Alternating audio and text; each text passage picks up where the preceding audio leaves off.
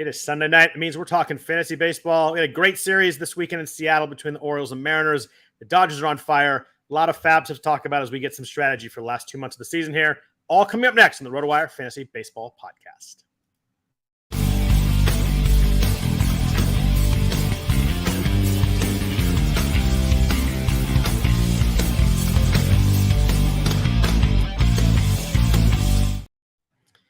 Happy Sunday night, everybody. Welcome to the RotoWire Fantasy Baseball Podcast. I am Scott Jenstad, joined as always on Sunday nights by Jeff Erickson. If you've been listening to us all year and enjoyed the content, if you could please rate or review the podcast, it does help us out a lot. I know I say that all the time, but it does help people find the podcast, which is a really good thing for all of us involved here. Jeff, it's the middle of August now. We're really getting there. I think we got 7 weeks left of the season. I think I counted. We had 7 FAAB periods before tonight, so down to 6. But 7 weeks of season left. We're getting some good pennant races. We're getting some good wild card races. Getting some good fantasy baseball races. But more importantly, how are you today? I'm good. Busy weekend as always. Kid is 10 days away from going off to college. My gosh! I've got Are you hanging in there? Yeah, I think it's easy for me because she's only going to be like an hour away. Yeah. So she's staying on campus, but she can always come home. Right. I can always go see her. I can't always go see her, but you say that now. It'll probably still be tough. Yeah. I think on the 24th, it will be tough. Yeah. And I got to hightail at the airport after it help the process of moving her in too. So, is there like a parents like orientation weekend sort of thing too? There is, and I'm missing a lot of that because I got to do this thing in Vegas for Circa. So, but nice. Honestly, yeah, I mean, I think it's more for them than us anyhow. Right. So, it's coming down the tracks. I've got travel this week as well. So these next 10 days are just going to fly. Is your other kids start school tomorrow, or is it not? No, 28th, same day. There's a lot of kids in LA starting tomorrow. I know. I think that's LA Unified. And then it's early. I know it is. Some started last week. It's crazy. Crazier, so. Yeah. Let's talk some baseball since we're talking LA Unified. Let's talk about the LA Dodgers. It's pretty funny that like as we are early in the year, we're talking about maybe it's gonna be San Diego, maybe it's the Giants, the Diamondbacks should give the Dodgers a run for the money. The Dodgers pretty much buried the rest of the NL West. It's August 13th. They are 8.5 games up. They've won 8 in a row. Jeff, this division is freaking over. And it's just, all along we're like, they didn't. What's wrong with the Dodgers? They didn't spend. Yeah. There are things wrong with the Dodgers, but Oh my God, what a week. First, it dates back to last weekend, right? Taking 3 out of 4 from the Padres. The Monday game was just like the ultimate hammer. Yeah. Just put the Padres out. I mean, Padres have a 5-0 lead. Tony Gonsolin has been just awful for the last 2 months. You're like, oh no, we're already losing 5-0. Gonsolin stays in the game somehow, goes 6 innings. The Dodgers take 1 inning to erase that deficit and then some. And then the Padres, I mean, they lost 2 out of 3 to Arizona this weekend, and that was pretty bad for them. I mean, they just can't get out of their own way. They're the most unclutched team ever, I feel like. But I Dodgers think clutch is some of a thing. The Dodgers always beat them in the toughest ways too. Like it's always whenever there's a really big Dodgers Padres game, the Dodgers have won that game so many times over the last few years. But except they're playoffs last year. The playoffs last year, the Padres did win some games there. But I mean, they're 8.5 on the Giants. The Giants are kind of sputtering a little bit too. They've had some like JD Davis is really struggling right now. Jock Peterson's been awful in August, so they're just kind of limping along, hoping hanging the wild card. But 8.5 up on them. They're 15.5 up on the Padres. Like it is 12.5 up on the Diamondbacks. Is pretty wild because they were worse like 6 weeks ago. SportsCenter was listing, showed some baseball highlights after the night game tonight, and they listed the NL wild card contenders and did not list the Padres. Wow. The Padres twice got to within 1 game of 500. They're now 6 games under 500 again. Yeah, they're 5.5 out of the 3rd spot with 3 teams in between. That's they're not dead yet, but that's I mean they're closer to the Pirates and the Mets than they are to the 3rd wild card. Yeah, I think Shu and I were talking, and he was asking who's got it. His 2 teams are the Yankees and the Padres. He has to have a National League team, so he picked the Padres a long time ago. And he's like, okay, who do you think has a better chance of making the playoffs? So the Yankees had a gut punch loss today, too. Oh, was that just awful. Clay Holmes has been so good for so long, too. Yeah. And to blow a 7-2 or 7, whatever, I think it was 7-3 going on. In part because of his own error. Yeah, it's true. But I mean, that was just And it's one of those things, like I watched Cole because I have Cole in the main event. I watched Cole for like 6, and I kind of just started doing other stuff. It's Sunday. I was doing some work. I was in the house, and I was like, oh, Cole's up 7-3. We're going tonight. I'm like, this is done. And I look up, and someone had texted me like, oh, nice Clay Holmes meltdown. I was like, oh, I hope he just gave up a couple runs in relief and didn't blow the game. It was there was the Cole win too. It was so bad.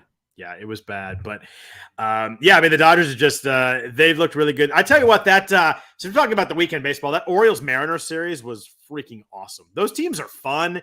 That game, the game last night, it was Kirby and it was Cole Irvin and then kind of some bullpen arms for Baltimore. But 0-0 going the ninth. I have George Kirby, man. I was rooting for Seattle. Kirby was awesome, but man, the Seattle bullpen matched him pitch for pitch. Cano looked good. Felix Bautista, we talked about him last week. The dude is unbelievable. Like he's throwing 102, like kind of dotting the bottom of the zone. Yeah. He throws that the splitter or whatever it is at 90. It's like, I mean, it's just, I guess a changeup, but it's impossible. It's just, the guys look so silly. He struck out the side in the last inning there with the lead with the ghost runner. It was just lights out. He's so the Mariners announcers were like oohing and awing over him. I heard. I was on their feed too, and it was wild. It was. Poor Kirby.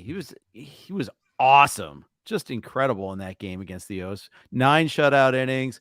Makes that sprint to catch the pop-up at the end. Yeah, because whoever it was, Ty France got cut off by the runner or whatever it was. And he's just like, I'll take it. Yep. It was awesome. And then today, Mullins robs Ty France of the homer. Yep. Calzone or whatever. I can't get his name right, but hits Can Zone, Fun Zone, whatever. Hits the bomb with the epic bat flip to tie the game. Do you see where that ball landed? Yeah, it didn't land. It practically shattered the glass. But I thought it was going to land like, I was like, oh, that's a best car. I thought it was going to land like 20 rows deep, and it landed like way above in that second level off that suite or whatever it is over there. Holy moly, that ball was crushed. Yeah, that ball, it was, that bat flip was like, okay, go ahead and rob this. Yeah. And then Mullins was like, okay, I'll just hit the game winner in the 10th then. No problem. What a day for Mullins. I mean, wow. He's robbed 3 homers like that. I think he leads baseball in robbing them. Just with one out in the ninth. I mean, that was awesome, and he was fired up. But then the home run. I mean, it was just a great series. Like those are 2 teams that we get in the playoffs. If Seattle sneaks in, obviously Baltimore's gonna make it. I could root for those teams. Obviously, I'm gonna be looking for someone to root for in the AL. I could root for either of those teams for these. I like them. I think Texas is fun. I mean, it's great. Baseball's great. We have Texas and Baltimore, 2 of the 3 wins in the AL with 2 of the teams in the AL with over 70 wins. Like nobody would have predicted that 3 months ago. We thought those teams might be interesting and fun and young. But man, over 70 wins. It's been fun to see those teams. You might have done that with the Rangers because at that point they had already started pummeling the league with their run differential, and you're like, okay, that's usually a good indicator. But yeah, and once DeGrom comes back, it'll just start flying, right? Well, when's that going to happen in 2025? Yeah. Tough loss actually for the Rangers today. Bailey with that walk off, but then again, the Rangers should have lost that game in 9 innings. That was an epic, good comeback. I mean, Logan Webb got robbed of a win because of that. Some pitchers really got robbed of wins today. Can we? I mean, Brandon Crawford won 3 World Series there, but we got to stop. He can't play anymore. No. So let me. They chose not to keep Correa. So, but they also might have talk about a gift on a 13-year deal on Correa. My God, that'd be a disaster right now. So let me ask you this. Sure. Let's take Logan Webb out of the equation. Who is the Giants' best player? Who is the Giants' best player? I would have said Logan Webb, so that's tough. Because let's go position player here. You're right. It's not easy. It's really not easy. Probably Thairo Estrada, I guess. Who's just back from the IL now, right? Like I flipped through. I'm flipping in my head. Like Conforto hit his first home run yesterday in a month. I love Lamont Wade, but I don't know if I could take him that. I mean, he's a really good player. Is your best player? Yeah, he's got a 393 OBP. Yeah, he's on the good side of a platoon, but he is a platoon nonetheless. It's a really good question. I guess I go if I got to pick one. I guess I go Estrada. I mean, I'm pulling up like Fangraphs to see like if WAR has something to say. Patrick Bailey, who hit the walk-off today, he's really good defensively. He has a cannon, by the way. He throws some dudes out. You're like, oh my God. Bailey is their WAR leader, and it goes Bailey 2.5. This is Fangraphs WAR. Estrada 2.4, Flores at 2.0, Wade 1.9, Davis 1.8. I mean, this is a team that mixes and matches in platoons with everyone, but you would think they'd have like one standout player, but they don't really. If you just go, really and Bailey, it's wild. Bailey's all defense too, by the way. Yeah, no, his offense is not very good. Yeah, it doesn't. I guess it's Flores and Wade, and then it's a big drop off after that. It really is. That's pretty wild. That was a good question. Yeah, but it's fun. I think we're gonna have some interesting races in both the wild cards and in both divisions. A lot of teams that are in it. I'm actually rooting. I'm rooting for Seattle to get in there. I'd love to see Seattle sneak in. They're just a really fun team. They have good fans too. Like games in Seattle that mean something are really fun. I like their announced team too. Like I kind of like everything about that squad right now. Yeah. I wish they were a little bit more aggressive at the deadline, but yeah, they can. They can freaking point out that trade is just not out there. They can pitch though, man. I looked the other night. They had the best ERA in baseball, but man, everybody they sent out there can pitch. Like I know that Wu got hurt, but you go Gilbert, Castillo, obviously Kirby. I mean, all those guys can just throw gas. And they're missing Robbie Ray. That's the funny thing too. That's true. That's a good point. Yeah. Someone in the chat pointed out that Ken Waldachuk is most robbed to win today too. Yeah, the A's blew a 5-run lead in the ninth. It was to the Nationals too. Like that's not impressive. So yeah, there's dual rob. I think Cole's right there then too of being robbed. But yeah, it was Cole and Waldachuk, and obviously the Logan Webb one was tough, and it was it's not good. Wins are frustrating. Whenever you need wins, it's just they're tough. Precious. They're really precious. They really are. By the way, okay, so we got to talk about the NFBC real quick. You know what happened? You said the NFL. Monday? I'm like Jeff, wrong podcast. Yeah. So Monday, they had the tech issue. I can't believe you're going there, but all right, yeah. Oh, I want the only thing I want to bring up is how many people bench Spencer Strider with the free look. I believe it was half. Aren't they regretting that right about now? Speaking about precious wins, he shoved on Saturday. So here's the question though: is who you put in for him? Exactly. I mean, I was driving to the Taylor Swift concert that night. So I'm in the car in traffic, LA traffic. I can't do anything. And I see it happens. And I see the email or whatever, the text. And I was like, my wife's on looking. It's like, oh, you want me to tell you who you have on the bench? I'm like, great. This is going to work out great. I put Clark Schmidt in. He got a win. He had 7 strikeouts. So he kind of matched. What universe do you have Clark Schmidt waiting on your bench? I mean, holy cow. You have a good team. I have good pitching. I don't have good offense, but I have good pitching. But I sat Strider for Schmidt. And so their starts kind of were pretty close. And then I got rid of Strider's first start. So it worked really well for me. Yeah. Because you just match starts but you knew Strider was going to throw a gem the second start. Yeah, you knew he was going to shove. Yeah. And Lugo was okay today, and he was out. And Drew Smiley was on. Those are the 3 guys that were benched. But I mean, Smiley was marginal. I actually benched Lugo in LABR, which is on RT Sports. So I didn't have. I just was afraid of the Dodgers, so I kind of got lucky there. And my team still sucks, but it was an impossible spot for them. Though, of course, it happened on a Monday, right? Like it sucks that if it happened. I said to somebody, if it happened in the middle of the day on Wednesday, like 4 people who refresh live stats probably would have noticed, but like nobody really cared on a Wednesday. Mm-hmm. On a Monday, it was impossible. What will you have done in that spot? I think there's something to argue about with everything. I think I would have extended the free look until the start of Tuesday's games. That's probably the way I would have gone, but that's what I would have done. I just thought it was tough because I just didn't. There are people that didn't see the email or didn't see it because you can see or a lot of people stuck in traffic on the way to Taylor Swift. Yeah, exactly. We got stuff to do. Luckily, my wife knows enough about baseball; she could press the button and put people in the bench to start. So, but that's all I did. Like I could have looked. I didn't look at like who was 0 for 4 at that point. I didn't look at that kind of stuff. I just knew that Strider got lit, and I know I didn't have Smiley or Lugo, so I just kind of went with that and just kind of moved on. Sure. Before we get to the week 21 preview, it should be an interesting week again. Just a quick note. I know there's a lot of stuff out there. The only thing I'll say is if you do have Wander Franco, there's a lot of rumors out there. I would have a backup shortstop. We don't know what's going to happen here. The Rays made a statement that they're monitoring the situation. There's been some allegations online of some illegal activity. The only thing I'll say about this, you don't want to get into anything that there's no formal charge or anything. I'd have a backup shortstop if you have Franco, just in case there's a suspension or they let him chill on the bench for a while. I don't know if you're gonna be able to play him the rest of the way here. Yeah, no idea what's gonna happen. Terrible situation. Horrible. That's about all I'm gonna say. I just want to say, fantasy wise, if you have him, a backup's probably a good idea here, pretty quick. Yeah. Let's jump into week 21. Jeff, I hate when there's 5-game weeks, and there's a bunch of them this week. We have 6 teams that have 5 games this week. the White Sox, the Twins, the Blue Jays, our Reds, the Cubs, and the Phillies have 5 games. We also have 6 teams with 7 games. Mariners, Royals, Cardinals, Padres, Diamondbacks. Maybe it's 5 teams. Must be 5 teams because I had KC on the list twice. But 5 teams with 7 games, 6 you really with 5. like KC. Yeah, I do. I love KC. They're just a great franchise. A lot of teams with 5 games, though. It makes it tough, especially the first half of the week. There's a lot of teams that play twice this first half of the week. Yeah. I'm. By the way, I'm sick of these 2-game weekend series. I know. I couldn't figure out why the Cardinals and Royals weren't playing like 3 times today. I kept looking for news on Maikel Franco because he didn't play Saturday, had some soreness, and I was like, oh, did he play today? He's in the lineup, and I did it like 3 times. So it's just the thing is, it's just because those are the designated matchups, and if they happen to occur over the weekend, you're getting 2 games because it's home and home.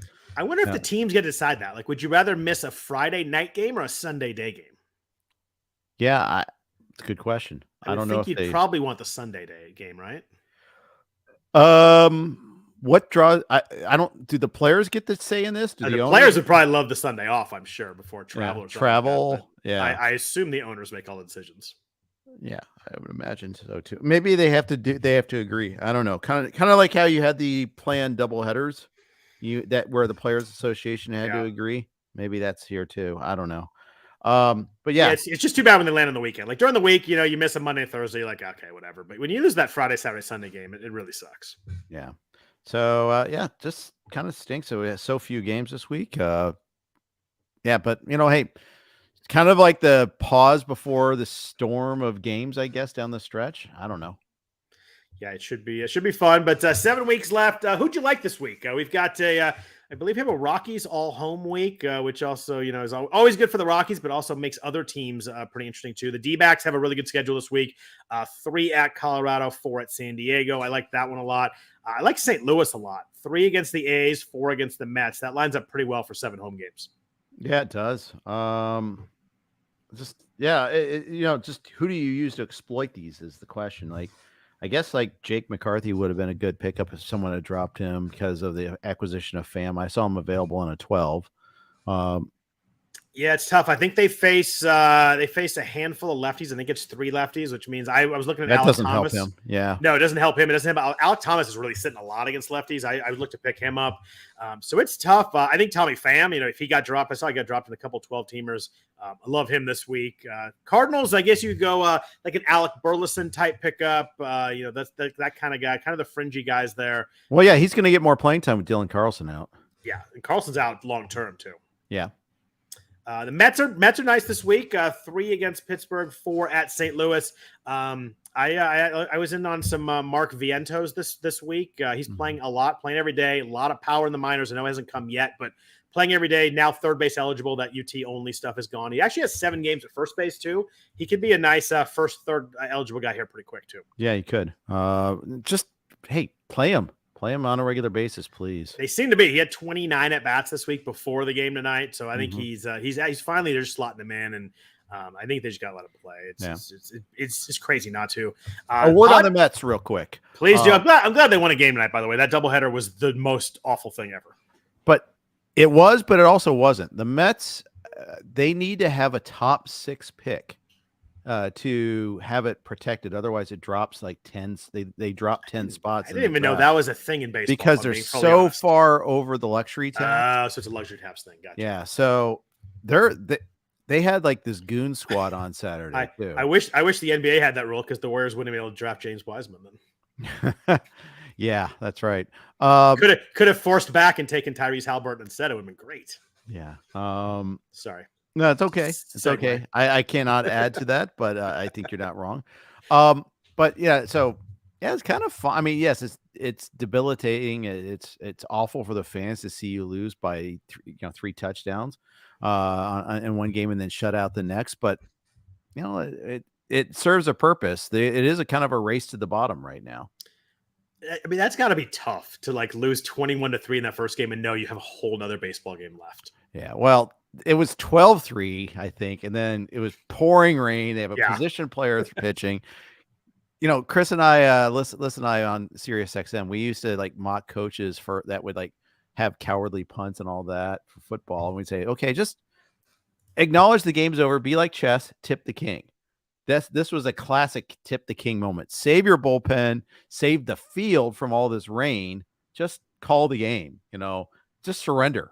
You don't need that last inning. And then instead the Braves just piled on the stats, of course. Would you do it only for one inning, or would you let them do it for more than one inning? I think this was just a unique circumstance. Could you do it? Would you be okay if someone did it in the 6th? Probably not. I mean, because you have paying fans that you got to wait until at least the beer time's over, right? Yeah, right? Yeah. That's funny. Someone asked in the chat, what's to do with Matt McClain and Ellie De La Cruz? Man, I'm just playing those guys. They're young. They're going to have slumps. I mean, McClain's still hitting 260 this month. I know the home runs have kind of gone away, but I'm still just playing those guys, to be honest. De La Cruz homer today. I think that there's going to be ups and downs. They're super young, but there's no way I'm dropping either guy. Agreed. Yeah. On all three of those. Padres get 7 righties this week, Jeff. That could be interesting if you have a G-Man Choi in a deep league, like an NL only league. He's kind of an interesting play this week. Should play 4 or 5 times, maybe that sort of thing. I'm not playing every day, but 3 against Baltimore, 4 against Arizona. In terms of teams with 6 games, I like Cleveland a lot this week. 2 at our Reds and then 4 against Detroit. That's a pretty nice setup right there. It is. Yeah. So people are asking in the chat about Trevor Story. We'll get there. I promise. He's going to be the main FAAB guy. We'll talk about here in a second. The bidding was quite aggressive there. Anything else? Any other thoughts on this week before we jump into FAAB? Those are kind of the schedules I was looking at. I think the Cardinals are going to score a bunch of runs this week. That's probably my favorite one there. Yeah, it is. I like it too. Yeah, I think Alec Burleson here. I picked him up last week. Looking ahead of this week, I'm trying. I have little money in my league, so I'm trying to play a week ahead, trying to avoid having to outbid people. So I'm trying to play that game a little bit. So hopefully it works out there. But before we do jump into FAAB, Jeff, let me tell you about our partners at AG1, the daily foundational nutrition supplement that supports whole body health. I drink it literally every day. We were talking before the podcast how we both actually like it. I gave AG1 a try because I wanted better gut health, a boost in energy, immune system support. Also, I absolutely hate taking pills. That is very true, by the way. I want a supplement that actually tastes really damn good, too. I drink AG1 in the morning before starting my long days. It makes me feel ready to take on my day, and also I like doing something good for the body.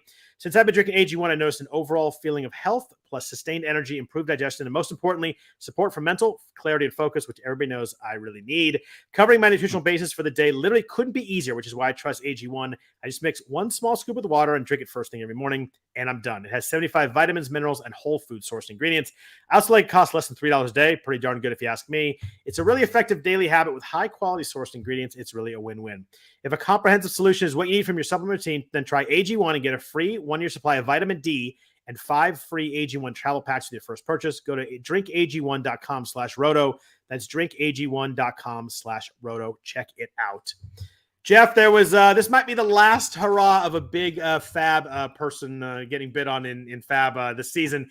It was Trevor Story this week. He's actually obviously back for the Red Sox, and he was 4% rostered in the main event. I think he was like 1% rostered in the 12 teamers.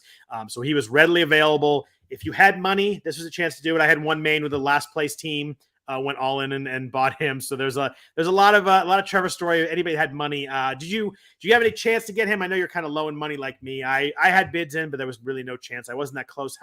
How crazy was the bidding in your league? Was it over 100s? Where did it kind of fall out? Yeah, a lot of triple digits out there. A lot of more than I had out there. So it goes. It does. How do you think they're going to treat him? Do you think we're like hey, you're back, go play? Do you think he's going to get days off? Where do you kind of fall on, how much he's going to play or what to expect from him? I'm sure he'll get like a day a week off. I think that's probably something in that range, right? I mean, he's going to strike out a lot. I think you saw like the good and the bad that goes with Trevor Story this week. Of course, you probably didn't get to see the good because it was a Peacock game today, so you didn't get a chance to watch that. And it was like at 5:30 in the morning before the game started. Yeah, exactly. Yeah, he had 2 steals though, and he was 4 hits, so that was a good game. Obviously, this is someone that it's hard to find guys that are going to really give you stats right away. But 3 stolen bases already is a really good sign. He's only played 5 games. Wasn't great last year for Boston, but still 16 home runs, 13 stolen bases at 94 games. I know the batting average is really down, but still hit the ball hard. Hard hit rate's over 40%. Barrel rate is over 11%. This is still the guy that even when he's not great, he still gives you a lot of fantasy goodness. Yeah, and then as Paul Sporer points out, the bags are really encouraging. They are. Yeah. So just wish I could have. I'll just dare to dream. Look out there. Hi guys. Miss you, Yeah. Trevor.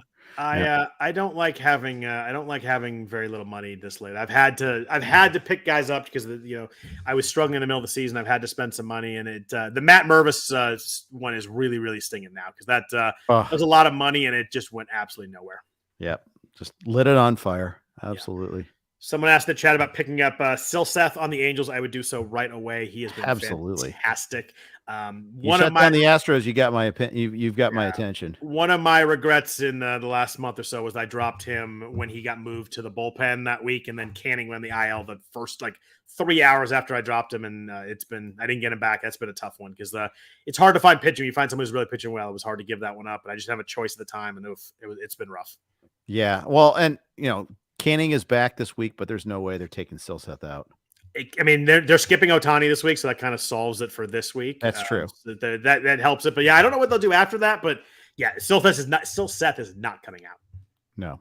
Yeah. Let's see other names in FAAB. I think the other big one was Jonah Heim, who not only came back even faster than we thought he was going to be when he was coming back quick. All of a sudden he was activated today. He was in the lineup. I think he hit 5th today. He was 0 for whatever, but he was 76% rostered in the main event. A lot of people held on to him. I probably would have dropped him. I thought it was going to be lingering. There was some talks of him having surgery, but obviously he's going to the fact that they're in the mix, they're in first place probably helps that a lot. Did you have Heim available in any of your main events? I had him in one. And I was low in. I liked my 2 catchers.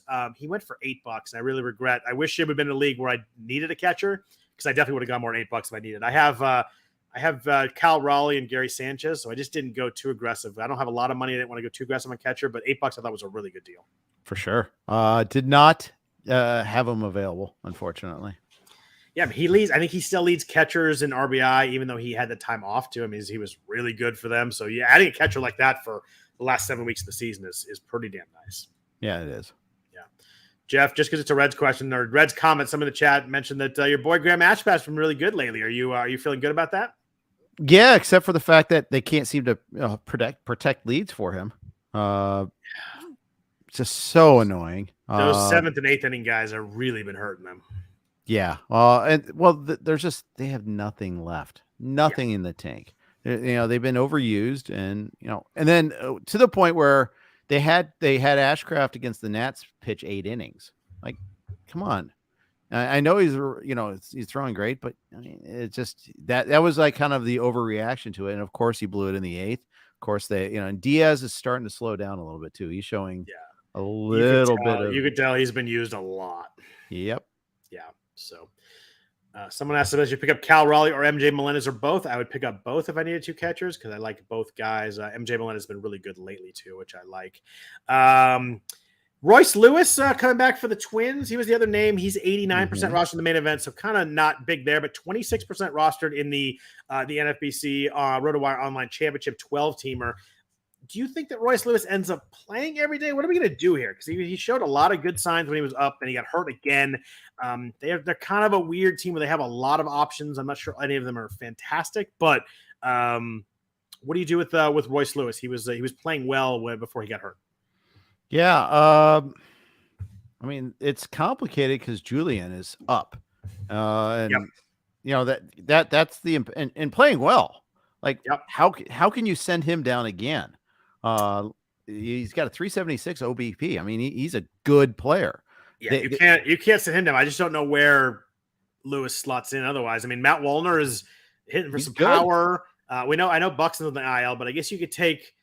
Michael Taylor's good on defense. I just don't know where they fit him and he plays enough to help us out fantasy-wise. I'm sure he'll play some, but they still have Kyle Farmer there, who's kind of their utility guy. They just have a lot of moving pieces right now. Polanco's back also. If they can move things around so someone can go to first base, get Joey Gallo out of there. Yeah, well, he's kind of listed at left field and first base right now with Kirilloff hurt. I think that might be your pathway. Maybe put Wallner in the outfield, Gallo at first base, and then Lewis as the DH or something like that. Because Correa's not, as bad as he's been, they're not taking him out. They're not taking Polanco out. They're not taking Julian out. Do you think the 6th seed in the American League is going to be favored over the Twins or Guardians in the first round of the wild card? Yes, I do. Although the Twins can pitch. That's the difference. The Twins can pitch. You go, they can. I agree with you. I think that you go Lopez, Gray, and one other guy in a 5-game series, and that's a pretty good spot to start it. Yeah, and we mentioned all these young guys that they have. I mean, that could be a scary team. They get Kirilloff, who was kind of on fire a little bit here and there before he got hurt again, which is kind of like the same old story. Lewis, if you can get all these guys healthy at the same time, they could be dangerous. Just a quick note. I was on Twitter here. Jeff Passan tweeted that Wander Franco did not travel with the team to San Francisco while they do their due diligence. So just a heads up that not only you might need a backup, you might need a backup here pretty quick. So not touch more on that, but I just saw that tweet. So I do have a league where I don't have a backup for him. It's kind of annoying, but yeah, Anyways, let's move on. Yeah, let's move on. That just broke, so I wanted to let people know if they're making moves in daily leagues or whatever. Some other names that I thought were interesting enough. I thought it was actually a decent offensive week where you could try and find some names. Dylan Moore in Seattle. Yeah. I know the batting average is rough, but he's someone who hits some home runs. He steals some bases, and J.P. Crawford went on the IL. Dylan Moore's getting some more playing time. Shortstop and outfield eligible. I kind of thought he was an interesting little piece this week. Yeah, I think, and correct me if I'm wrong, but I think Crawford's on the 7-day IL, so it could be one of those where middle of the week he comes back. Yeah. Or it could be a month. Like just never know. Yeah, exactly. So exactly. Tough. Yeah. But Dylan Moore, I mean, hey, I'm old enough to remember when Dylan Moore was like one of those big components to help people win leagues when he with power speed combo that he provided there. Yeah, that 2020, the 38 games we went 8-12. That was a lot of winning teams, leagues like late in the year. Yeah, 2020. There's so many of those players because we only had 2 months. They didn't have time to correct. It's funny we talked about the teams earlier. The season is so long. Like Michael Harris is hitting over 290 now, and he was like the world's biggest bust. Should I cut Michael Harris? Yeah. I remember those things. I mean, he's hitting. I have to look to see what he did today, but he was hitting. It was 292, I think, coming into the day, and it's just crazy considering all the talk we've had about how big of a bust he was. Is he going to start? Are they going to send him down? He went 0-4 today. He's at 287, but I think he has 11 home runs and 16 stolen bases. Like it's amazing how long the baseball season is. It is. It really is. And you're right. Those 60-game season, we didn't have those guys who were hot. You didn't have the 2 months of them hitting $140 after that. It just never came. Well, and then 2019 was Happy Fun Ball, so you had all these guys hitting 40 bombs that shouldn't have. Yep. If trying to create a statistical model, prediction model, projection model, but those 2 seasons is 2 of your 3 primary seasons, and usually most are using 3-year weighted averages. Good luck. And then 2021, you're coming back from the owner's lockout.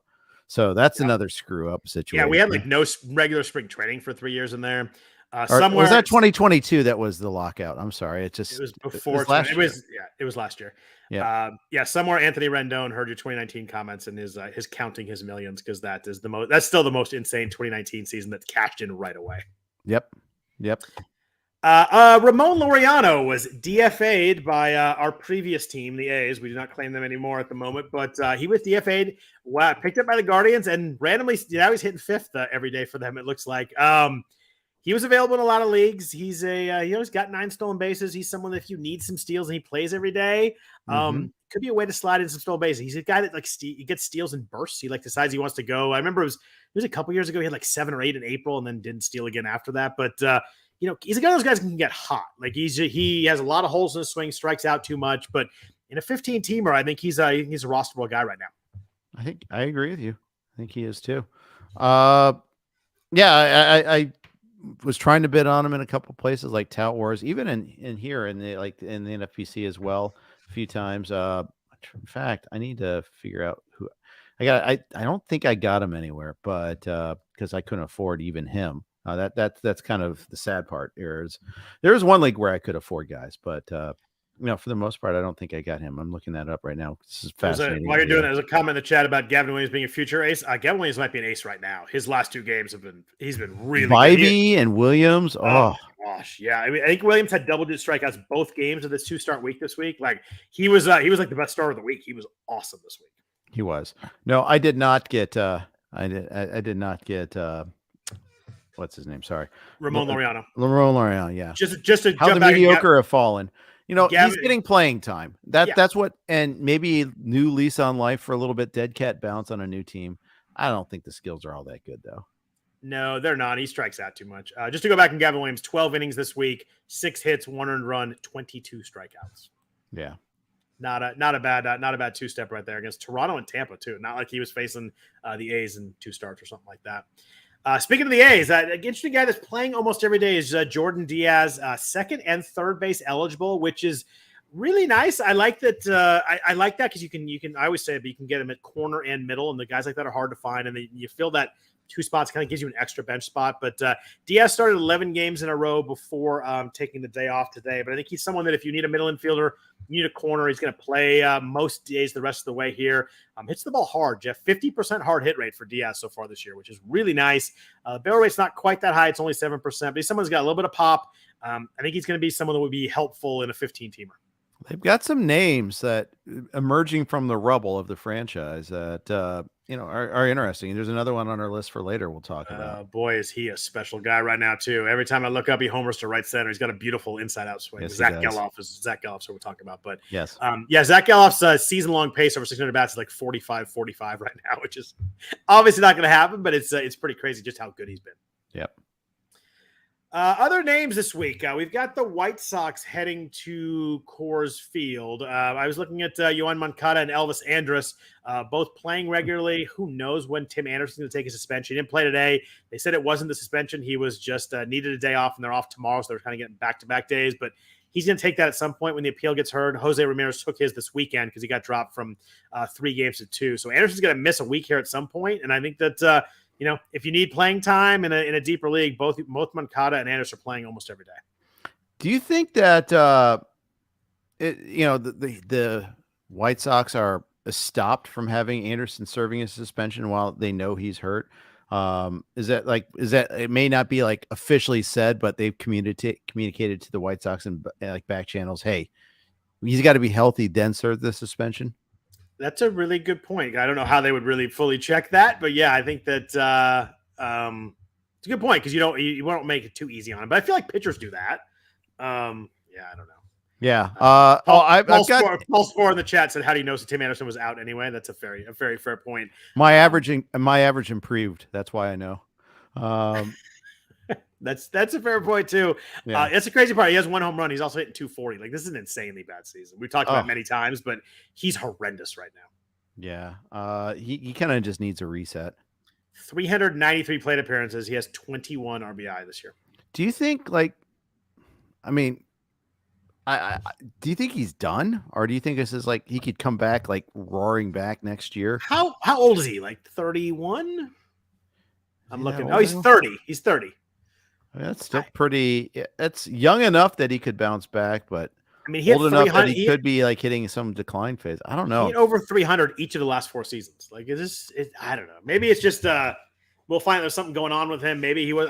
I don't know. It's been the 1 home run is like very strange, and that's kind of fluky. But the fact he's hitting 240 is just the shocking part to me. You figure he always would score runs, have batting average. I don't think he's been healthy.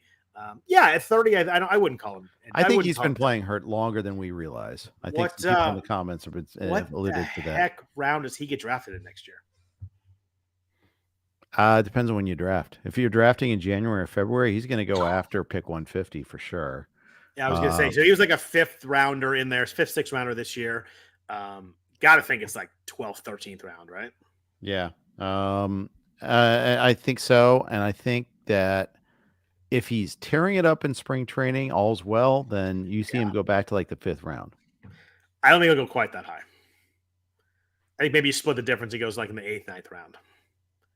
Yeah, I don't maybe. Think anyone's going to take a guy in the 5th round who hit 1 home run.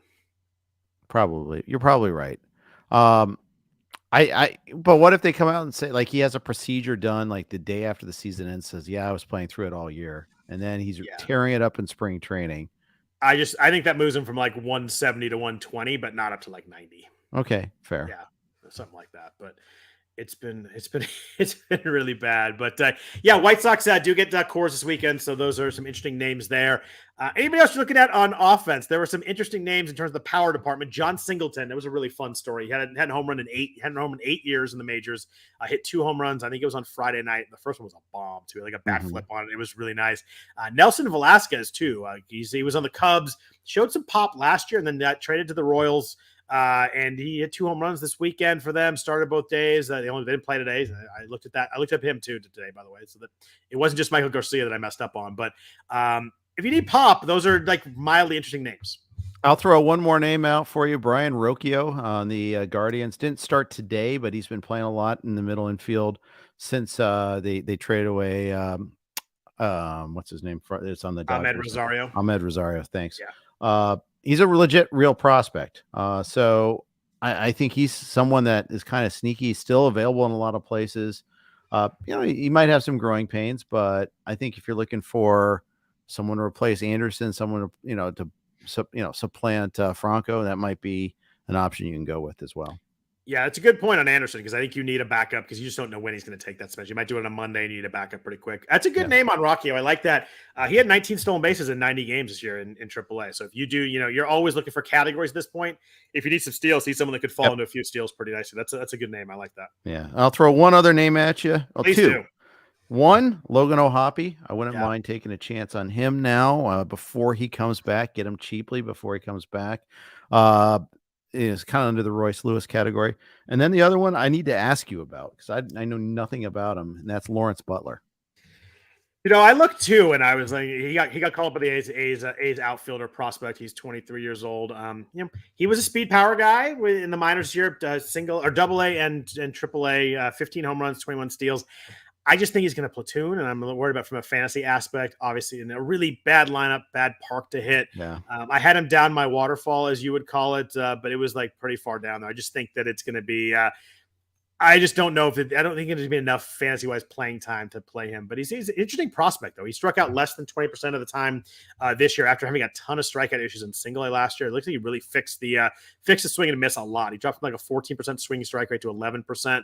Actually, a little bit intrigued by him. I just don't think it'll be fantasy-wise this year, but I think maybe next year he might be an interesting kind of, a DC guy in November, December, January, the people that draft early. I think he's kind of a late round DC guy. And I think in drafts this year, if he's up and starting, I think he's an intriguing name for a late round pick. I think I like the profile. I like the improvements he's made. Yeah, I do too. Yeah. Anytime I see the legit big cut and strikeouts and over a bunch of games too, he played 89 games in the minors. I mean, he was a 40% strikeout guy at some levels in the minors, and he's down under 20%. I think he seems like he really adjusted something and it's really worked for him. Yeah, indeed. Question for you in the chat, Jeff. Would you add Lance Lynn, Jack Flaherty, or Kyle Singer? Was that for me? I don't think it was for me. I think it was for both of us. But I go Lance Lynn. You're the expert Hall of Famer here, not me. Oh, for God's sake, Scott. Lynn. Do it. I agree. I agree on Lynn. I just think that the Dodgers have changed his pitch mix. I think that the second that trade was made, we talked about the fact that Dodgers from Chicago, basically. Yeah, pretty much. Everybody wants to get out of there. I'd go Lynn. Like what? Jack Flaherty's striking guys out in Baltimore, though. He's I think that they're all three of those guys are pretty interesting. I think I'd go Lynn though too. Did you do anything with the Rockies this week? They got 6 home games. Michael Toglia, it was like 1 for his last 40 or something like that. Elleris Montero's playing a bunch. Did you do anything with any kind of fringy Rocky guys? I'm so sick and tired of trying to go for these fringy guys. And then having to cut them. I know they get a full week of Rocky, of course, and I'm sick and tired of seeing Doyle as the top name on my waiver wire, and then every time picked up, dropped. Okay, we get the deal here, guys. I mean. I'm so bad that I added Toglia a couple weeks ago for the home series. He wasn't good, and then I kept him last week because I'm like, they have 6 at home the week after. He was so bad this week that I just went ahead and dropped him. Yep. So yeah, good hold right there. Yeah. Charlie Blackmon, speaking of the Rockies, might be back this week, but man, he was so bad when he was playing. There's nothing. I'm not jumping in there either. Nope, there's no there. Let's talk pitching in FAAB. But first, to know from our sponsors at Home Run Index, we know the weather can impact how far a ball can fly, but we never know what all the heat and humidity or cold air is going to really do to the ball. The Home Run Forecast Index gives us an easy way to determine how good or bad the air is for ball flight. The index is calculated by measuring stadium-specific weather conditions and is displayed on a scale from 1 to 10, 1 being the most unfavorable for good ball flight and 10 indicating the most favorable air. There's a strong correlation between the index and the number of runs scored per game and the number of home runs hit in a game. Games that have the highest index, 10, for the whole game average over 10 runs and 2.8 homers over the course of the season. An index is created for each game so you can see what will be in each stadium, how the weather's influence might change over the course of the game, as well as the wind direction. Right now, you can get access to the HRF premium site for only $5 a month and see what the index will look like for every hour of every game. Go to homerunforecast.com now to sign up. Jeff, what'd you do at starting pitches week? You got some gem names for me. They're gonna deal for the last 7 weeks because lots of names. I can't find them. Dude, Silseth was it last week. We talked about him. Although Cole, is it Reagans or Regans? I think it's Cole Reagans. Looked really good. The first looked really good against like 2 or 3 innings and against I think it was St. Louis, and then kind of got smoked on Saturday. I still do like him, but you're right. It was Silseth with his name. It was last week or 2 weeks ago. We talked about him. I had trouble finding anyone I wanted to pick up for starting pitch this week. But talk to me about Matthew Libator. He was a big prospect earlier in the season. People were drafting him. He struggled mightily, came up, went set back down, set back down, pitched really well against the Rays this week. Did you have any faith that maybe he figured something out? The velo was up. I did. We did add him actually in I think 2 of our 3 mains we got him. So yeah. I like that. He was either top or second or third, depending on who's available. I had Reagans available in 1 league, and I actually had Reese Olson available in a couple leagues. I think he's an interesting guy right now. He's pitching well for Detroit. It's a tough team to pitch for, but I had Libator either second or third on all my lists. I did get Olson in a league. I like that ad. Yeah, I did. I did bid on Dakota Hudson. Same sort of picking on the A's, huh? Well, I mean, you got to try at least, right? You have. If you're not doing it, you're not trying very hard because they're that bad. Yeah. In the non-picking on the A's category, I did bid on Emerson Hancock. Do you? Is that you like his profile? Is that I trust everything Seattle does with pitching kind of thing these days? Where'd you fall on Hancock? He was their top remaining pitching prospect. Yeah, he looked 2 starts this week, and he looked great in his first start. That's enough. I agree. I mean, five innings, 1 earned run. He had 3 walks with 3 strikeouts, only 2 hits allowed. Seattle, I mean, there's something to the fact that Seattle pitching staff knows what they're doing with guys. I mean, that matters. Yeah. It does. And I mean, environment's good. It's just, I think all these things are true. J-Rod might jump over the wall and snag a ball, but not tell anybody for a few seconds. Yeah, that was kind of cheesy, but funny at the same time. And let's face it. I think he's buddies with Tatis too. They just think he white. Right, of course. Yeah. They're all laughing. Hancock gets the Royals, great. Then gets the Astros. Okay, it worked for Silseth. Can we try it again, please? Come on, 7. It's like okay, we'll just roll the dice on that one there. I feel like that's one of those ones where maybe you want he's pitched Saturday. I was gonna say maybe you hope for a rain out somewhere on the weekend, push everybody back a day. I was hoping that with Strider after I benched him. I was hoping maybe he'd get pushed back and there'd be a rain out. He'd get pitched on Monday. It would have been pretty fun. Yeah. But, the makeup off the makeup. Yeah. Exactly. Anybody else pitching wise? What about these Mets guys pitching twice this week? We have old friend Carlos Carrasco and friend David Peterson, 2 starts this week. Peterson, I did have in my waterfall. Love it. How about on the Rays? Zach Littell pitching twice. I looked for him in all my leagues. He was taken. I would have bid on him for sure. That's one I definitely would have been on if he was available. Yeah, he was on my list. I mean, the Rays, he's going to pitch Tuesday and then maybe Sunday, but like the Rays don't need pitchers left. You got to think they're just going to skip the 5th starter and go with who they have right now because they are.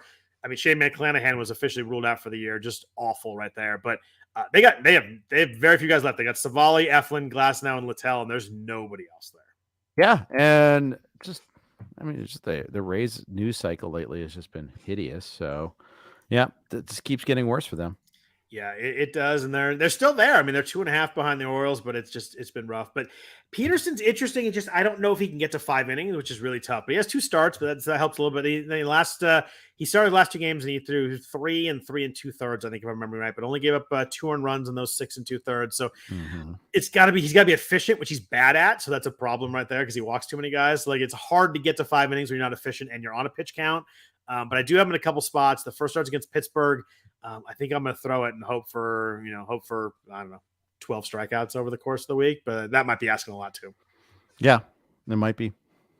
Yeah. Interesting questions. We're talking about starters right now. Somebody asked, do they think starting pitchers falls in the NFBC drafts next year based on kind of how everything has gone I really don't think so. I think as we get less really good starters at the top that everybody trusts, I think it just kind of pushes up the ones we do trust even more. Right. That's the way I'm leaning. Maybe that mid-range, people will be more and more willing to kind of skip that mid-range and take guys in the 6th, 7th, 8th, 9th round. But I don't know. I get the feeling that it's going to get pushed up because of the fact if you don't get it, like you're getting all the dregs of these guys, and it's hard to find. It's harder to find guys in the middle rounds than it used to be. And I think if you don't get a couple at the top, it's just, I took Cole in one main event and then waited a long time, and it's really hurt because I have trouble finding depth. Like I took Logan Webb as my second guy, worked out really well, but I just don't have any depth. And it's just, I find myself the 8th and 9th starters every single week. I'm cycling between guys. It just kills the ratios. It does. It really does. And last year, teams that did well, I had good starting pitching. Like I told you last year, I went 2 months without streaming one single starting pitcher. Yeah. How liberating is that now? Then I had the hellscape of trying to start 4 relievers at the end. We won't talk about that aspect of that there. I remember. Yeah. Yeah. Ian Kennedy. What was I thinking? Shame on me. But that for me, it's Chase Anderson, and boy, I'll never forget that name. That just is haunting to me. We all never won't be. Yep. I think you're going to push up the ones we trust. I think. Yeah. I mean, we have this wave of young pitchers. They're going to be very critical. Like some are already in the zone of trust right now. Like the Cleveland pitchers. Both those guys. Like they're going to be 4th round picks next year. Yeah, probably somewhere in definitely on Bibee. Maybe Williams a little bit further back, but Bibee's going to be pushed all the way up. Yeah, but there's going to be some that like Bobby Miller. We're not quite sure of where he's going to be next year, but those will be like fulcrum pitchers. Guys that our season might swing on a little bit. Yeah, and someone's going to want to be the guy that gets him early and gets into that huge season. Last name about pitching in FAAB, someone mentioned in the chat, Jesse Schultens has pitched really well lately. I those name I had in my list. Yeah, it's Corsfield, so you got to sit him the first part of the week, but 3 state starts where he threw 6 innings or more, 3 earned runs or less, and 5 strikeouts or more. Showing a little bit of something here. I agree with you. Sure, I agree with you that. Yeah, you got to sit him. You can't start him this week, but maybe someone if you have a spot in a deeper league, I think he's worth a grab, and you can start him the next week. He gets the A's the week after, which is what I liked. Yep. Anybody else starting pitching wise? Any Tuki Toussaint love for you? He has 2 starts the week after against Seattle and Oakland, and he has 9 strikeouts in each of his last 2 starts. I have him in AL Tout Wars, but that's more of a sign of desperation than endorsement. Someone asked in the chat, better 2-star pitcher, Grayson Rodriguez or Patrick Sandoval. I actually don't think Grayson Rodriguez is going to throw twice anymore. I think they're going to a 6-man rotation at the moment. So he might only throw once at the Padres. Is tough. Patrick Sandoval, he gets at Texas. I don't think he's going to throw twice either. I think that they have a day off on Thursday. I think they go 6 guys this week too. So I think the answer is neither. Yeah, I think you're right about that. Cole Irvin, I actually did throw in bids on because of Oakland. Yep. But he pitched very well this weekend too. So Seattle. He did. He pitched well. Yeah, that was the Kirby game. He actually started through the first 5 or 6. He actually looked pretty good. What about relievers? Anything you did in with relievers this week? There's no closers to be found right now, but the Tiger situation is a little interesting. It looks like Alec Lang is pretty much out of that mix. I like Jason Foley a little bit. I actually got outbid on him. I was hoping to be able to slide him through. He got a save yesterday, which kind of foiled that plan. But I think he's the arm to have in that bullpen right now for Detroit. Yeah, and I want to be flippant and say who cares, but you never know. A bad team can still get 8 to 10 saves. It's funny. I was using number 8. I'm like, you give me 8 saves the rest of the way, and it does matter. Yep. Of course, then sometimes you run across Trevor May where you get in the saves and all of a sudden he exploded today. So there is that side effect too. Yeah, but I mean, there's bad and then there's special bad, and the Royals and the A's are special bad. I would put the Rockies there too because you have to deal with the blowups that come with Coors Field too. So I think it's been a winning strategy 9 out of 10 years just to ignore the Rockies closer situation. Sure, you miss out on Daniel Bard last year, but you also miss out on Daniel Bard this year. So hey, true. Fair trade. I'll take that. Someone asked if Ryan Helsley's coming back. I think he is. He's in rehab assignment right now. I think maybe another week or so, and Helsley should be back. I don't know what they'll do in that bullpen. Jojo Romero had to come in and save Giovanni Gallegos yesterday, who put 3 guys on base. Kind of bloopery kind of hits, nothing too major, but Romero came in and saved him. Just because you mentioned the A's being so bad, I looked at the record. They're 33-85, Jeff. What are we doing here? We are hella tanking. 33-85. Yeah, they've opened up some distance on the Royals, who actually showed some life for a while. I just saw the run differential on the A's. It's impossible. Yeah, they're minus 284. It's it's major league bad, is what it is. It's Rachel Phelps bad. They've given up 704 runs this year. That's what happens when you systematically take apart your roster in 108 games. Oh, yeah. God, that's there's still 50 more to go. Oh, do we have to? Can we drop the king for the rest of the season in Oakland? I'd like that. Yeah, right. Anybody else reliever wise? I do like Matt Brash a lot in Seattle. I think this is more of a play, like getting good ratio, some strikeouts. He has 4 wins over the last month. I know Munoz is the guy in the back end there. I know I called Matt Brash a lefty last week, so I fixed that. I saw him pitch a couple times this week, so I fixed that. But he's pitching well. He's 72% rostered in the main event coming into today, so 28% available. He's only 12% rostered in 12s. If you need a pitcher to throw in, there's your 9th guy, and you've been struggling to find someone, I think Brash fits that really nicely, even in the 12. Yeah, I spec'd on Reynaldo Lopez also, but he pitched the 7th today, so I don't know. Yeah, and Estevez. Once Estevez got the save today, I kind of pulled back on the Raylo bids just because we had it. I mean, Estevez had exploded earlier this week with that 5 earned run outing, but the Monday game was just like the Angels. By the way, the Angels, by skipping Ohtani, they're kind of they're under 500, right? Yes, they are. Yeah. Well, they might. I don't know if they got back to it today with the win, but I mean, they're basically tacitly admitting, okay, this isn't going to happen, but. Which is rough, especially because suddenly the let's nudge Mike Trout stuff is probably going away really fast now too. I think it's now probably take your time whenever you're ready. And I think that if they had got hot for the deadline, I think they would have nudged him to come back quicker. I know he's hitting off a pitching machine so far, Jeff, but no live pitching yet. So it just I feel like the good news has kind of slowed down on Trout as the Angels have fallen out of this thing naturally. Yeah, it sucks. I mean, it happened last year too. It just took forever, but. We mentioned St. Louis. Helsley should be back soon, but Jojo Romero there is 43% rostered. Have you watched this guy Abner Uribe in Milwaukee? Oh, he throws hard. Stuff is nasty. Obviously, Devin Williams there, who's really, really good, and Joel Payamps is good there too. Really good too. Milwaukee is good at just constructing these bullpens. They're like the new Rays. Yeah, this Uribe dude, I saw him pitch the other day. He throws hard. His average fastball so far is 99.3. Throws a slider also at 90. Like, he's got some nasty stuff. I tell you what, you don't want to be behind Milwaukee after 7 innings. That's there's some lights out guys in the back end there. Yeah. Anybody else? I don't think there's anybody else reliever wise. We've not fallen into many closers this year. It's been a tough year to find saves on the FAAB wire. It is, and it really has. And the thing is, we're like, okay, well, at least the trade deadline will create some opportunities for us. And even though those have been, I mean, maybe Ottavino gets a bunch of saves. Got one today. He did get one today. I tried to drop Brooks Raley as that game was going on. He came in the 8th, gave the home run to Olsen. By the way, Matt Olsen. Whew. Yeah. What is he? You think he's 43-110 right now? Dialed in. God, the Braves. I mean, even when they lose, they score 6 runs. I mean, they have 4 guys who have played every single game this year. Did not realize that. Is that awesome? Yeah.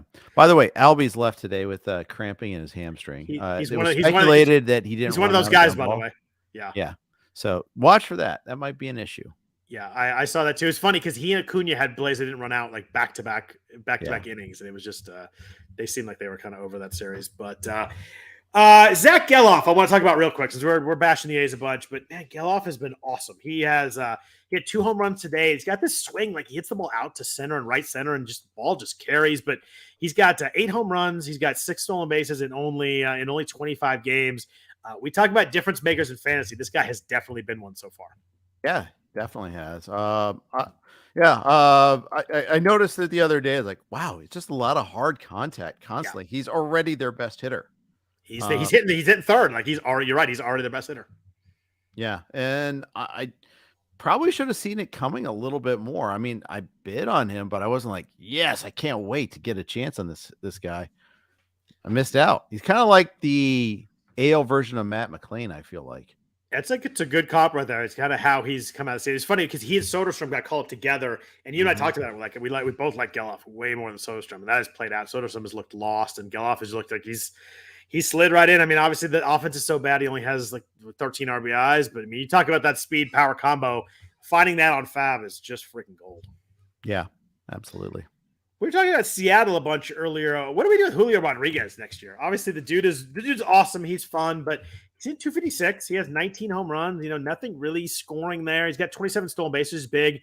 Is he a top 3 pick next year? Does he move down later in the first round? He's only 22. Obviously, a huge stud, but this year he was in the conversation for the number 1 pick. Obviously, that's not going to happen next year because Acuna is dominating that, and Ohtani's going to probably be second. But I think Strider's third. He's Strider's third. I like that. I mean, the dude is awesome. There's no doubt about that. Do you think that Julio's like a back half of the first round guy? Or do you think by the time? Yeah, and I think it's going to be a good pick too. I do too. I would love if it happened there. I think he'll probably end up not ending up there, but I'd love to get him in the back half of the first round. Yeah, I think that would be. I think you're not going to regret going after him. Yeah, I think it's a nice little. Maybe in a dynasty league, you try to, you try to do it. I mean, in a dynasty league, probably his manager already is like, no way, I'm not you're not touching. Yeah, that's going to take a mint right there. But I could see him even fourth. Like, okay, so Acuna, Ohtani, Strider. I mean, maybe Tucker goes in the top 5. Tucker's been. I mean, I don't want to say how good Kyle Tucker. I don't want to say quietly awesome, but the dude's been awesome. Dude, he's on fire. He runs. He's got 24 bags going into today. I mean, Olsen's amazing, but he doesn't run, right? Yeah. I mean, the funny thing is Tucker only has 67 runs because he bats too low in the order because I don't know. That's not happening again. I think we're finally moving past that. Yeah, I think so too. I mean, I think Corbin Carroll's got a pretty good chance of being mid to high first round. I think his shoulder's a concern. Tatis is going to have to end up there by the time it comes around too. I think everybody will kind of probably give that 1 year, and then someone mentioned Freddie Freeman in the chat. I mean, he probably should be. I don't think he will be top 5, but I think he'll probably be in that next group after that because the dude is just awesome. Mookie will be up there. Mookie's had a great year too. It's been funny. Ozzie Albies has 90 RBIs. I just realized I sorted by RBIs. We were talking about Olsen. Olsen has 100, and he has more because he had a couple today. So he has 107. Albies has 90. He's second in majors in RBIs. On a related note, Acuna scored 106 runs. Yeah, he has 54 stolen bases. 54. It really is. Just that offense is awesome. They're so fun. Every time every time a pitcher has 2 starts and one against Atlanta, I'm like, oh my gosh, I threw Senga today. I got really lucky because he got lit in the first and then settled in really nicely. But man, you're just hoping not to give up 9 when your guy goes against him. It's not like you hope for 4 or 5. You're just hoping not to get completely. It's basically Coors Field now. Yeah, they just mash. Who's speaking of guys who've been quietly good. Who's been quietly really good this year is Whit Merrifield in Toronto. I tried trading for him in the staff keeper league, and I thought I had a deal, and nope. He's too good. So he's considered. The guy that I was trying to trade with decided that he might still be a keeper. I'm like, at 34, I don't know about keeper, but yeah. Too.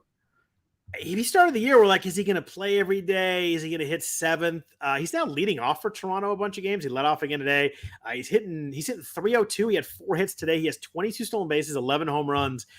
For where Whit Merrifield went, you and I talked about him. He was a guy we liked. One of the we hit on that one pretty well. Second base and outfield eligible. He has been a huge factor for teams. He's been so nice. He has. He really has. And, I know Joe's in the chat here, Joe Rico, and we are doing the Blue Jays and AL East pod, and we're just talking about all the underachieving hitters for the Jays. Well, Merrifield is the opposite of that. Do you feel like – I feel like Vlad Guerrero's underwhelming. He probably looked at the stats. He probably isn't. But I feel like his 18 home runs, 70 RBIs, hitting 265. That's underwhelming, right? Especially because he's maintained the hard hit rate. That's the thing that's so vexing. That you're right. It's 54%. You got 12.5% barrel rate. The home runs just haven't been there. It's just maybe one of those fluky. I'm looking at his fly ball rate is actually up from last year, but his home run to fly ball is down to 14.5%. It's just been a weird, just kind of blah year for Vlad. It has. It's been a bad year for Springer. Been a bad year for Varsho. He had a big day today, but overall it's been rough, and he's gonna lose that catcher eligibility too. Yep. Just a few news and notes before we jump out of here. We've kind of hit on most of this stuff. We talked about Ohtani. Jose Abreu went on the 10-day IL with back inflammation. Never good when you have a guy, an older guy with a back. So definitely monitor that. Hopefully John Singleton get a little bit of run of playing time here. That'll be fun. Luis Robert strained his right pinky on Wednesday. He missed the whole weekend. That's a tough one. You've got to. I think they're off tomorrow because we talked about the Tim Anderson thing. They're off tomorrow and they play 2 games this first half of the period. That's gonna be a tough decision on Robert because if he's playing, you obviously want him in there even with 2 games. But that's a tough call right there. It is. It really is. I think because it's only 2 games. I think in the NFBC format, if you are pressed to make a decision tomorrow, you just bench him. I think so too. I think I go with the safer call there. And if you miss 2 games, you miss 2 games. Yeah, but hopefully you have somebody. Yeah, 4 home runs in 2 games. Yeah, something like that. Because he's capable of that, Of course, but, yeah. The frustrating one this week was JD Martinez. Like he was supposed to be back, then he was supposed to be back, then he wasn't. He was supposed to be back again, and he wasn't. He was supposed to be back Saturday, didn't play today, Sunday. So it didn't start at all this week. I think his last start was Sunday. Expected to return on Tuesday. We kind of have been this before. It's a hamstring issue. He's an older veteran guy too. This one worries me a little bit. I'm just worried this is going to be a lingering issue, which is not great because JD's been really good where you drafted him too. Exactly. And and I saw some of the Dodger beat writers like, yeah, they probably should have just put him on the IL at this point in time. I agree there too. Maybe now they can't back. They only backed him 3 days. Maybe it's not worth it now, but that's a tough one there. Trouble in LA. Trouble. Yeah, I know. They've only won 9 in a row. There's all kinds of upheaval going on. CJ Abrams was removed late Sunday with some back spasms. One to watch there. Obviously, someone that has been really good, and you want his speed. So they don't play Monday either. So another one that hopefully you have somebody you can kind of chill with him on Monday, and they can decide on Tuesday. CJ Crone, back tightness, left early Saturday, missed Sunday. Another one that we'll have to check lineups on. But I feel like there's a lot of up in the air guys this week, which is never fun. Yeah. And also like guys, he's going to come back. Oh, he didn't come back. Okay, now a lot of that. It's frustrating. I hate those two, but a couple of catchers activated today. We mentioned Jonah Heim earlier talking about FAAB, but Gabriel Moreno also came back. They DFA'd Carson. They DFA'd Carson Kelly, so maybe Moreno get a run of playing time here. Has not been good. He was someone that we really thought could hit kind of right away. He hit for a high average in the minors. Has not been good. Has not hit. He's at 270, but only 3 home runs, 4 steals. Hard hit rate's pretty low. I kind of like maybe a spec on him as a catcher too for the last 7 weeks here. I still think that the batting tool in there is pretty darn good. He's first full year in the majors. I'm willing to be patient here. 7 games this week. First 3 at Coors. Yep. Sure. Why not? Agreed there. Taijuan Walker is skipping his next start. They didn't say how long if he's going to be a full start through or just going to skip one and then go back. I dropped him in a couple leagues, Jeff. He's been inconsistent, but he's always like he's some good starts, but you feel like he's going to blow up one day. It seemed like the velo's down. I just kind of moved on, and if I need to try and get him back later, I will. But he's someone that I felt pretty good moving on from this week. Yeah, for sure. I can get behind that. They had 6 starters for a reason, kind of worked out, and they have 5 games this week, so it was a perfect time to do that. We might not see him for like 2 weeks. I think that was my exact thought. And for like a fringy-ish guy that I use some weeks and not others, if he can't pitch for 2 weeks, I felt at this point of the year, that's a get someone else on my roster kind of guy. Fringy 13-game winner. I know the Phillies are playing well too. He has rolled into a lot of wins, which is weird. You look at someone like Sonny Gray on a good team, a first place team, 3.04 ERA, got a 6th win today. Yeah. Maddening. Wins are so frustrating. Yeah. Well, what were we talking about? It's just, there's so many guys like that. Yeah. Sonny Gray is just so frustrating watching the Twins find ways to not support him. Always. It's so maddening. Yeah. He's been that bad. Where he got drafted, he's been really good. I mean, you take a 3.04 ERA over 136 in the third innings. He's over a strikeout per inning too. I love Sonny Gray. I'm glad he's pitching well. That whole New York thing is long gone now, but he's sort of just a really solid long-term pitcher in the majors. The guy I'm going to mention next isn't pitching well now. His last 2 outings have been terrible, but Reed Detmers has 2 wins. 2. And that's on a team like I always make fun of the JP Sears one, but he's on a team that's 33 wins. Like the Angels are a 500 team. Yeah, and he has 131 strikeouts on 107 innings. It's not all terrible. It's just the last 2 innings outings have been really bad. He's raised his ERA by basically 9. A run. Oof. Yeah, 2-9 is rough. Yeah. I was looking at Garrett Cole's 10-3. I mean, that's just crazy. He only has 10 wins too. Last question for you, Jeff. Michael Wacha is back this week. 2 starts, Baltimore and Arizona, both at home. Are you tossing Wacha right back out there right away? I think well, in a universe where I've got like your depth at starting pitching and can just bring in Clark Schmidt from my bench, then that's only one league. My other league, you should see, I pick up like 3 guys every week and they're all bad. Yeah. Yeah, I probably am. I mean, he threw 67 pitches in his last rehab outing. He kind of did it in the Padres complex. I'm doing it for the second start. Yeah, you know what I'm saying? Yeah, I do know what you're saying. That you hope he gets 4 or 5 decent innings the first start, then 5 or 6 decent ones the next start. I'm starting him too. Yeah, home start against the Diamondbacks in the weekend is the one I'm targeting, basically. Yeah, you hope he survives Baltimore and then pitches well against Arizona. Maybe get him out after 4 against Baltimore. I'd be okay with that too. Yeah. Jeff, anything else on your mind? Anything else you want to talk about before we jump out of here? I feel like we've kind of hit everything imaginable. Yeah, I'm good. Beautiful. Well, thanks everybody for listening. Chat was really active today. Sorry we didn't get to all those questions, but we try and get to them as we can as we're going along here. But really appreciate all the comments there. It's fun to see everybody engaging and talking to each other and talking to us at the same time. Thanks to everybody watching. Thanks to everybody listening on the audio version later on during the week too. We really do appreciate it. We hear a lot of nice comments. It always is really good to hear. Hopefully will be fun and good the last 6 weeks of the season here. Again, if you could please rate or review the podcast, please do that. If you want to follow Jeff on Twitter, he's at Jeff_Erickson. You want to follow me? I'm at Scott Jenstad. I am trying to not go the sky is falling because the Niners lost 34-7 to the Raiders today. So I'm trying to not freak out about that. I'm kidding. No starters played. We're good. But Jake Moody missed 2 field goals, Jeff. I am worried about that. Yeah. Trey Lance threw if you didn't see it, hey, threw a touchdown pass. That should have been. I was blacked out here. We're talking about we're talking about before the podcast. I was blacked out in the LA area because KTLA and DirecTV are in dispute right now, and the game was on NFL Network, but blacked out there because it was on local. I saw Trey threw a touchdown. I was kind of excited until I saw the highlight. And he threw a double coverage, and the guy just dropped it. And then it bounced to the other. It wasn't even the receiver he intended to go to either. It was a horrible ball. He had a couple of good balls, but yeah, he's a long ways away. Yeah, exactly. I hope Brock stays healthy because we can't go to anybody else. But so I promise no sky is falling just because they lost a preseason game. But other than that, hope everybody has a really good week. Thanks again for listening. Hope you have a good fantasy week. We're back at you next Sunday night. Take care.